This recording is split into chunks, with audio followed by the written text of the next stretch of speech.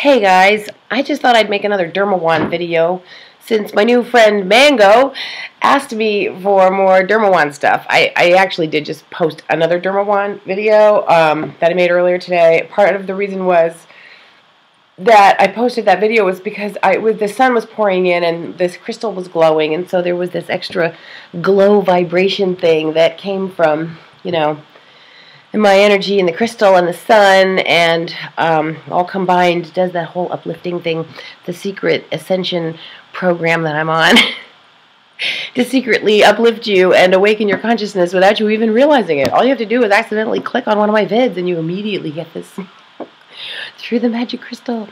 It really works. Anywho, I have to make magic out of everything in this otherwise quite mundane life. So I just felt like doing Dermawand again, and I wanted to talk about Dermawand because I noticed that when I feel like I need a stimulating upliftment or a massage or something, I reach for my Dermawand. And this area, how our neck is all falling down and everybody gets that neck, there's something about this area that I think is connected to one of the glands that is kind of like not operating in our brain, possibly the pineal gland, which is in the middle of the brain. And so it would almost make sense, it's that third eye, this little P in the middle of the brain. It makes sense in a way if there was a connection to the throat, which starts to age on us as we get older. And maybe this little vibration on our neck going upwards, maybe it helps stimulate those dormant glands in our head, and it helps activate, and it'll make our brain a little bit more alive and aware. And I think that these two meridians, this meridian on either side of the throat here, when you stimulate this, when you sweep it up with just your hands, or you go like this, which I've talked about before in other videos, I do think it brings you an upliftment, a quickie. It's like a quickie little chemistry upgrade, just an upliftment of a little bit happier, Every little upgrade counts on planet Hell, this beautiful Earth and our hellish society. I mean, let's face it, when you think about the moment of death, it's, imagine the moment of death, and say how you were burdened with your life, and you had, like, all this debt, and, maybe you hated your job, or you just lost your job, and you're getting old, and you have no way to support yourself. If you suddenly died in a car accident, it's possible you might be so relieved that you don't have to pay taxes anymore, that you don't have to drag your old, tired body out of bed every morning to try to find a way to bring home the bacon, Might be a relief. Maybe we're living too long on this planet. We used to live less than 50 years. Now, I mean, way back when, I guess we used to live 900 years. But who the heck even really knows, seriously, But we do know that we have only lived, 30, 40 years, starting with maybe, Jesus' time, because he lived till he was 33, which is not very old right now, but maybe back then it was pretty old, Maybe that was considered a lot older. I wonder. So, I'm still convinced that, frankincense and myrrh and the other herb that he got, which I can't remember the name of right now, I think those healing herbs, I want to actually look this up. Herbs. Are they herbs? Herbs for baby Jesus. I don't even know how to ask this. Frankincense and myrrh. Oh, I see. How do you spell frankincense? Essential oil. Frankincense and myrrh oil. Look. What is this stuff? So let's read about this. Oh my God, when am I going to keep glasses where I can see them? Myrrh essential oil. Uses and benefits. I want to look this up where I can actually read it. But I think that frankincense and myrrh oils are probably extremely healing, and I think he used them. Jesus, I think they were rubbing those oils into him. A wise man's cure. What are frankincense and myrrh? Yes, what are frankincense and myrrh?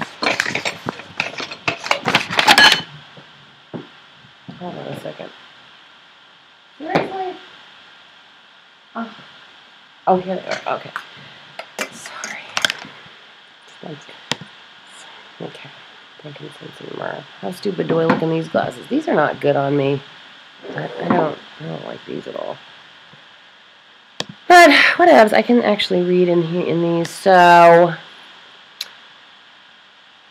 okay, it says they saw the young child with Mary's mother. They worshipped him in treasures. They brought him gifts, gold, frankincense, and myrrh. Oh, gold. Oh, gold, because gold is the metal that has magic powers that help you regenerate your body.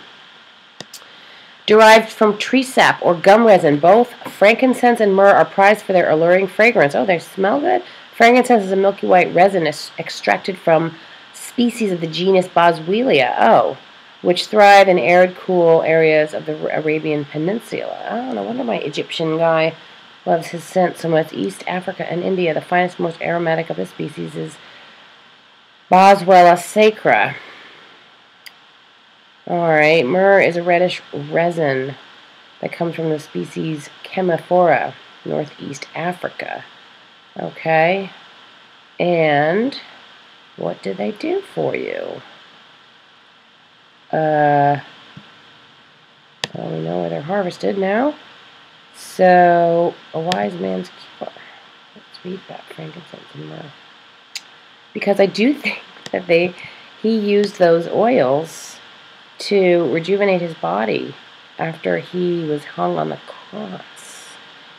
It relieves painful symptoms of arthritis, which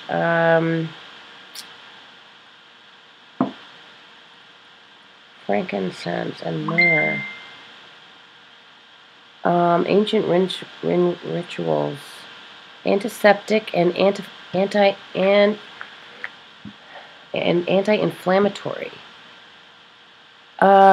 From everything, they used it from everything from toothaches to leprosy. Oh, wow. Frankincense and myrrh were used as medicinal substances in antiquity.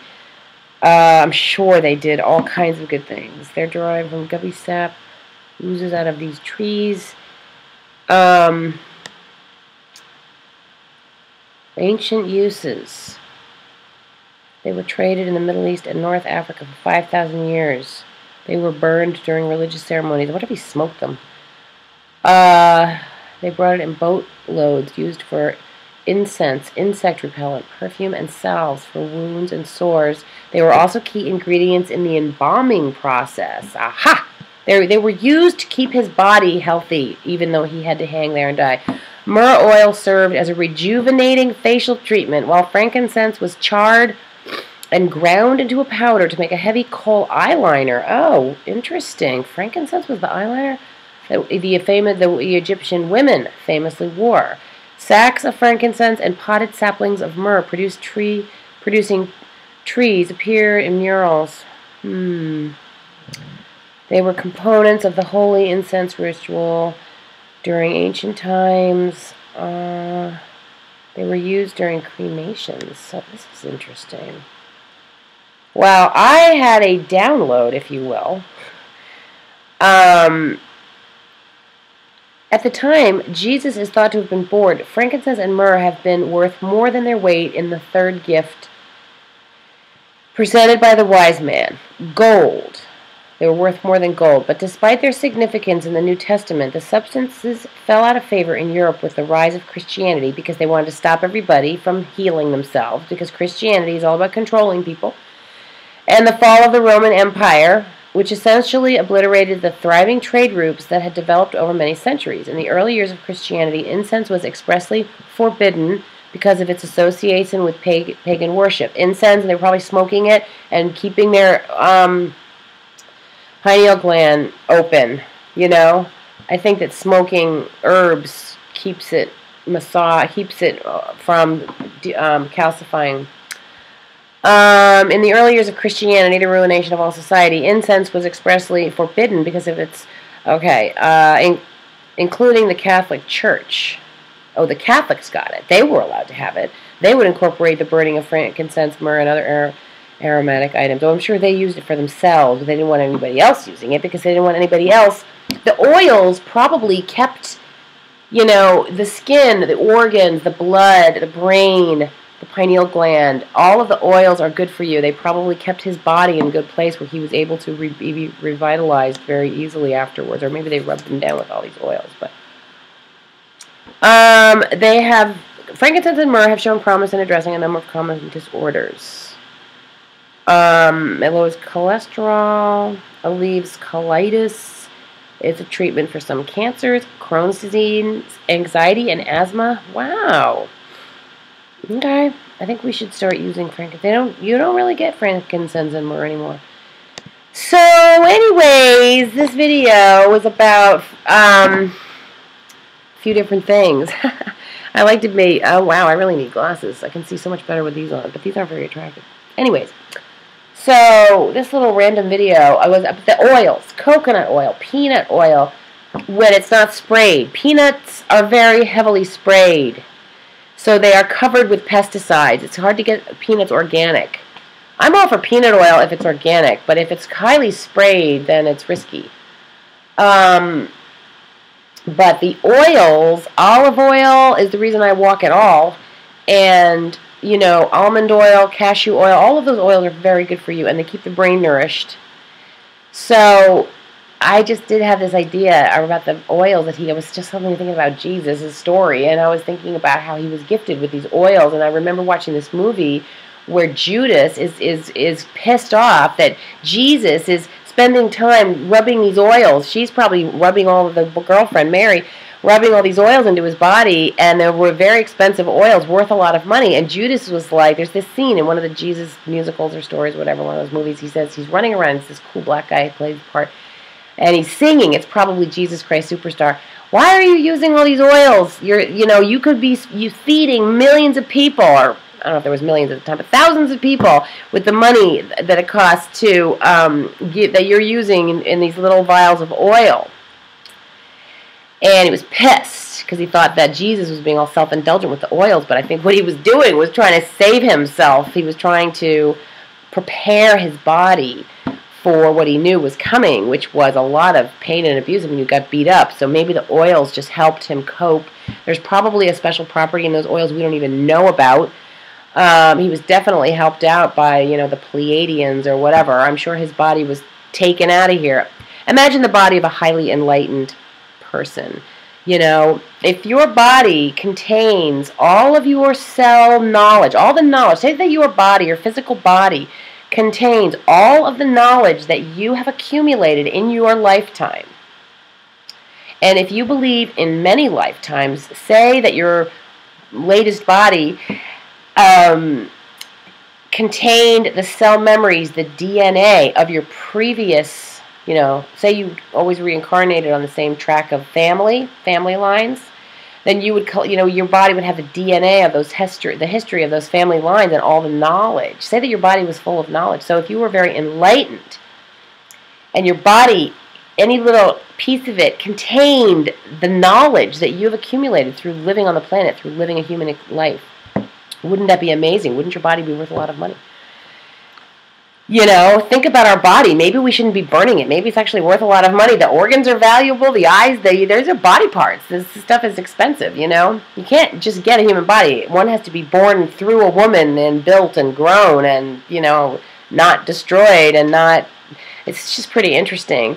But I was thinking about Jesus, you know, because every now and then I think about Jesus. So I'm pretty sure and very convinced that I was alive during Jesus' time. So I have these memories of, like, that time. And I was very devoted to Jesus. Very. I was definitely one of his worshipers and followers. Because he was so captivating and interesting and how beautiful his eyes. He had these beautiful eyes. And,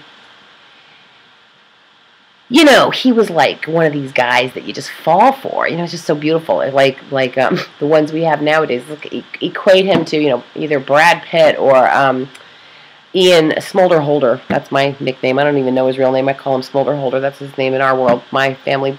The guy who plays Thor you know, these gods who are just so beautiful that you just fall in love with them, you know. Ian Smolderholder is definitely like, he should play Jesus in a movie because he's just so beautiful. You would be like, yes, I see why people follow you, because you're just so freaking gorgeous and cute and appealing in some very unique, unbelievable way, you know.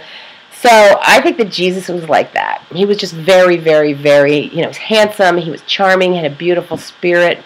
You know, he had a way of speaking, and people just loved him, fell in love with him, just loved him so much. I mean, this is one view of Jesus. There are many views of everything, of every story. There's not one right answer to anything. So I was just thinking about Jesus, you know, and how, you know, all the latest Pleiadian stuff, they would say that Jesus is one of the Pleiadians, and he came down to play the game along with all the others, and he could play it better. You know, he's most likely one of the major game masters, designing the game, designers of the game, this game. Nobody likes to think of it that way, but, you know, and how he survived the 3 days. He probably wasn't even hanging on the cross for all of that time, but even if he did, you know, he was so flooded with oil, 3 days of food, without food, and anybody can survive that. Not having water's tough. I'm sure that it was hard, but if he's got all these oils in there, you know, he's getting nutrition. And then what happened to his body? You know, they put him in a thing. They massaged him the shit out of him. All those women who adored him brought him back to life. I'm sure he was loved up. He moved around, talked to a few more people, and then whoosh, out on the spaceship. And what happened to his body? You know? And what a valuable body. Think of the DNA in his body. You know, his DNA was valuable. And very likely he had a kid. You know, Mary probably ran off with her pregnancy and had his kid. And his DNA has been progressing ever since, you know. Yeah. Here's a little interesting side note since I'm just rambling on. I was at the supermarket earlier today, and I looked down the aisle, and there was this very tall blonde woman, extremely tall, long blonde hair, nicely dressed, you know, in shape, very tall, notably extra tall, like, and I'm not that tall, so I should have been tall. I think in my real self, I'm like 9 feet tall, but, you know, now I'm only 5'5". So here's this very tall blonde woman, and she looks like she's attractive, and I'm like, who's that? I want to see her face. I want to see if she's as beautiful in you know, as she seems like she is from the back view.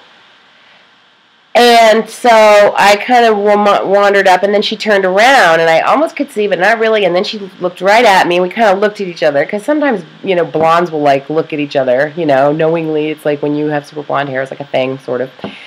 And she had this very blonde, very Norwegian, very Nordic, Swedish, whatever, a giant, beautiful. So she turns around, and she sees at me, and she looks away, and then she looks back, and then she smiles at me, this beautiful smile, beautiful, natural woman, no makeup, just like a total goddess, like a Viking goddess. I don't know.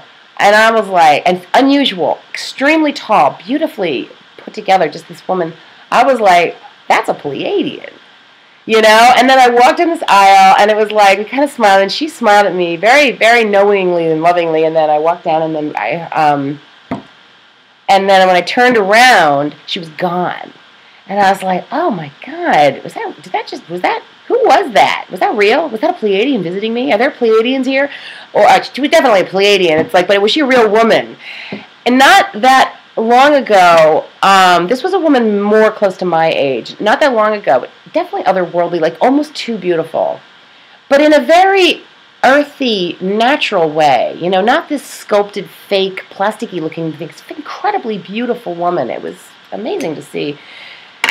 You know, and then maybe a few months, 3 months ago, I was at Belfast, Hannaford, and there was this tall, beautifully thin, perfectly shaped woman with long blonde hair, and I couldn't, you know how you can't tell if someone's young or old all the time at first?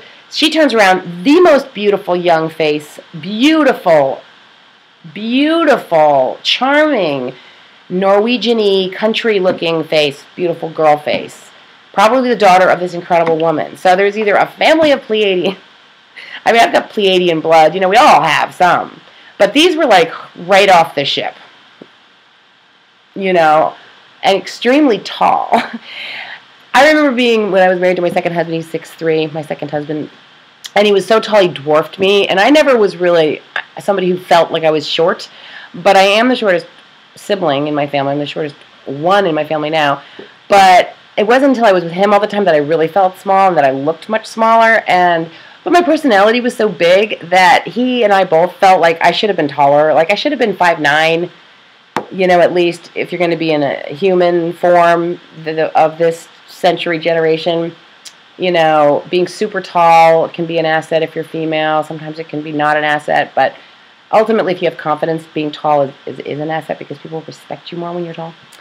So, and I was just thinking today, after seeing that woman, I thought, I think when I exist on another realm, on another planet, I am 9 feet tall. I have a memory of that. I'm not always short. I'm short now, but I'm not short. I'm just average. But I think I did a lot of averagey things in this lifetime in order to really mix in and feel the true experience of being a human being and a female in America in this time, during this time. So I could really understand what it means to go through this human experience, which is really something, There's a lot to be learned from here. And even when we sometimes hate it and we're just like, I can't take this life anymore, we get depressed. There's something extremely addicting about this. And I've noticed that like I'm torn between remembering where I'm from and being here and being very caught into this life experience. And at the same time remembering that I'm from away and from another ship and from other places and planets and stuff. And it's hard to remember all of that. You get glimpses, but you don't hold the memory because you're in a human body. You have to play by the rules. This body is very shut down. So, but all right, so what was my train of thought? I was thinking about how I have moments of remembering, okay, this is what it was. Remembering that I'm from away, I'm from another place, I'm from another galactic realm, higher dimensions. I'm here to experience and maybe help transmute the energy and face my own dark sides, which I have and continue to do, my own issues that I need to clear. Help out the human experience is under extremely challenging circumstances, very hard, and so hard, in fact, that it can be extremely depressing to be here. So it's like always being in a losing battle, kind of, trying to stay hopeful, but ultimately it's a losing battle, which we on some level know, but we're trying to stay hopeful because we think if we stay hopeful, then maybe it'll turn out better. So, but then I realized that there was so much important emotion and experience that I felt during this lifetime on this planet that I would go through moments of realizing that was an illusion and coming out of it and seeing the bliss, but then almost not wanting to forget what I went through here and that I could, and if I did, it would be like some part of me would need to remember again, or that I don't want to forget what I went through here because I don't want to go through it again. It's so hard to describe it. It was like the longing and the sentimentality that goes with this planet. The sentimentality, the sense, that bring the memories and make us feel this sense of, history or the past, or longings for that which is old, or loves that did or didn't, or, just this feeling of longing and nostalgia. Nostalgia is a big part of the experience here, and there's something about that is sort of weirdly precious. On one hand, it could maybe hold you back. On the other hand, there's something beautiful about it. So I just wondered if that's part of why we keep coming here. There's something about it we can only experience here. This world has something very unique that you pay a price to have it, to experience it, but then it's so amazing. Oh, I think the sun is coming out in an unusual way out there. So I don't know if it's not about explaining it. I think it's more what's going to happen here with me and you guys who follow my channel, both of my channels, Vimeo and YouTube. I think the way it's going to work with us is just the sound of my voice, the connecting, the transmuting of the energy. You know, a lot of you guys have told me that you feel upgraded when you listen to my videos or watch my videos, or you feel moved in a way that you've never felt before, and you like the feeling. And I don't even know how, it's probably different for everybody, but there's like a connection. If like when you make a connection, you feel uplifted. You know, I don't know, it could be the boobs. I mean, I don't, you know, it's all the skin. I don't know. What's in it? Why is it the boobs more than any other part of the body? I don't really know. But, so, and I believe that it's a combination of my goal, which was to achieve a level of awareness, you know, finding the magical crystal, which was a miracle in itself. Being able to share the combination of the crystal with me and my being and my skin and my whole thing. And then, you know, the sacred geometry, and then this ability to connect with all of these people. So it's like building coming down to this planet, jumping off a ship, coming down here, getting lost, saying, I'll find you, even though we're millions of miles apart and we live in different cultures and we'll never meet. And it's like, I'll find you, I love you so much, I'll find you, or whatever. You know, it's like really hard to find each other down here. Right?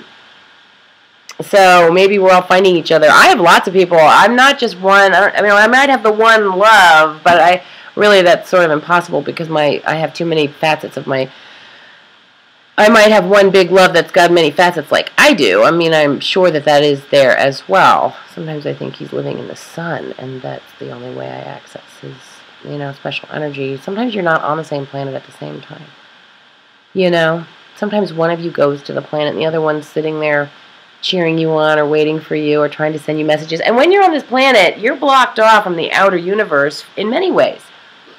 Radio waves, there's vibrations that hold literally the outer universe consciousness away from the planet. There's filters and shields, and I mean, we're in deep here.